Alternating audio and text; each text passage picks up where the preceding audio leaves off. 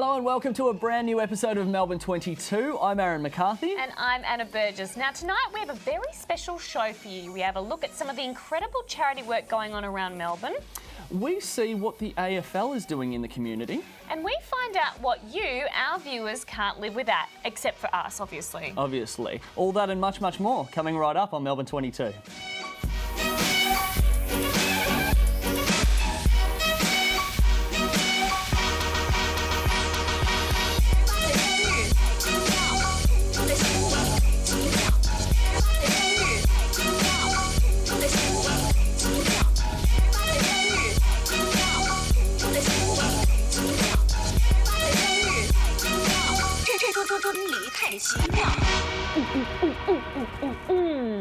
Welcome back to the 5th episode of Melbourne 22. We have so much for you today. Oh, it's just unimaginable. It's too much. It's too much. So much that Anna was just dance breaking I was just dancing, yeah.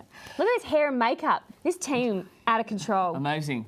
Look at this hair and makeup. You've got to remember it's special, that we've got this social media as well. You can keep up to date with all aspects of Melbourne 22. We've got Facebook, we've got Twitter, we now have Instagram for all the interesting behind-the-scenes content, all the goss, the information, the upcoming episodes, You're very everything. handy today. There. You're very Italian. I'm a handy man. Oh. Now Sounded like Chewbacca. Yeah. Now tonight we have a very interesting story on the multicultural and grassroots aspects of football. Are you a footy fan, Aaron? I don't mind the footy. I wouldn't call myself a massive football fan. Really? Yeah, I follow the Dogs, but I don't really know who plays for them, coaches them, and how we're doing. I'm guessing not good. I'd be interested to see what the AFL are doing in the community, though. Well, Aaron, it's your lucky day.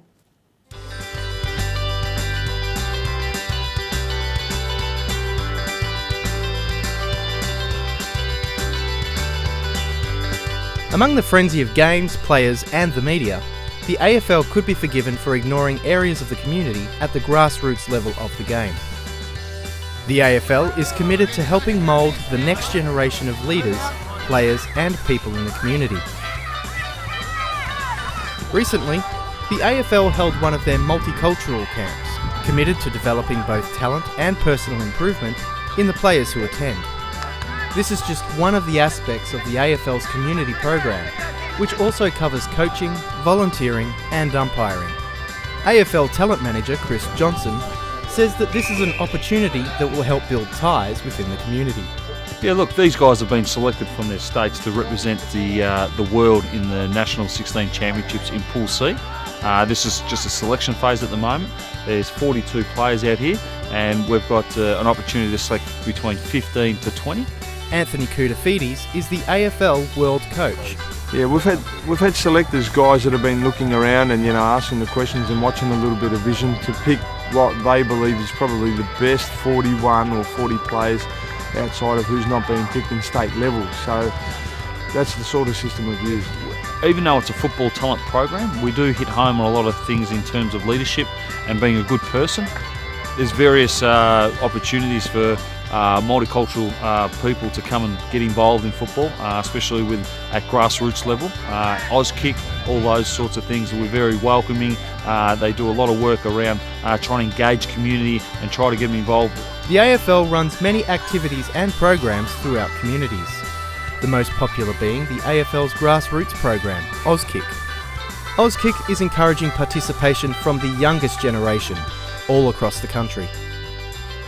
Tim McCarthy is head coach at Greythorn Auskick Centre.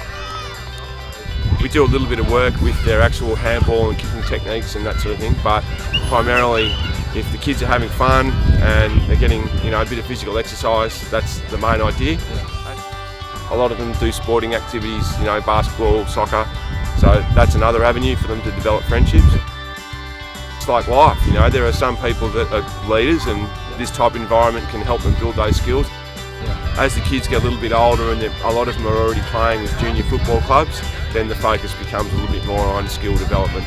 There's a lot of talent that's coming from all sorts of nationalities throughout the country. Every year we progress along, we're just going to get that little bit better and better, and before we know it, we'll definitely get someone playing AFL senior footy and maybe even a superstar. The AFL's work in both multiculturalism and grassroots football is showing the league's effort to develop members of the community in an attempt to improve both itself and the wider world.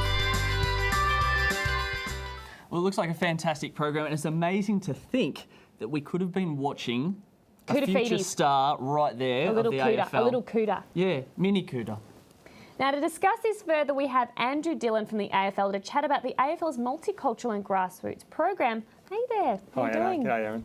G'day, Andrew. Now, mate, what is the AFL doing for multicultural communities coming up with their programs these days? Well, we're running a lot of programs here. We have Auskick programs that are specific for multicultural communities, and we're spending a lot of time on our multicultural segments. It's a big proportion of the Australian population, and we really want to try and engage with the multicultural communities. What opportunities can the program create for the kids?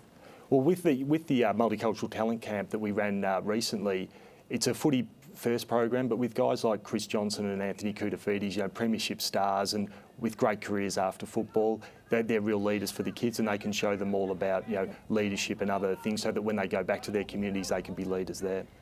Now, Andrew, there is a really strong focus on community.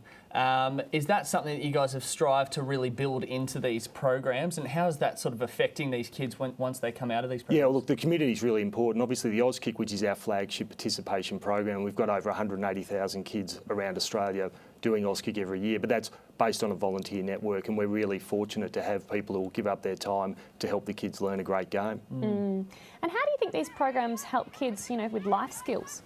Well, I think particularly the Auskick program, it's really good for the kids because the sport skills they learn are transferable, but it's also good about physical activity, healthy lifestyle, teaches them social skills, and waiting in line they learn how to be patient as well. It's great. Andrew, thanks so much for coming in to visit us. We really appreciate your time. Now, Aaron. That was the couch, I swear. I know, there was a little bit of a creak if you didn't pick that up. They wouldn't have heard that. Did you see I went like this? I've just made it awkward. Have you ever wondered how a guitar's made? I have, actually. Yeah. Weird you say that. Yeah. Well, you're about to find out how.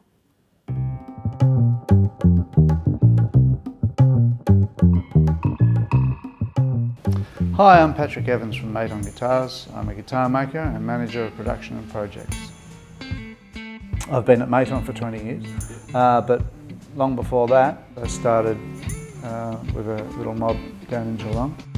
Acoustic guitar would start in what we call face and back, which is where we'll glue the bracing onto the soundboard and on the back. Then we'll bend sides. We'll bring the sides and the back face and back together and assemble in a mould in an area we call bodybuilding. Once that's dry, it'll come across to body prep, where we rebate the sides, apply the bindings, scrape the bindings, get the body ready for a neck to be fitted to it, cut the dovetail joint for the neck. Then the neck is fitted to the body, fingerboard glued on, planed, frets fitted, nut fitted, and then they go across to paint. And then from paint to setup, where they have the machine head and pickups and so on fitted. And finally, we check them, make sure they work. Coming up next on Melbourne 22.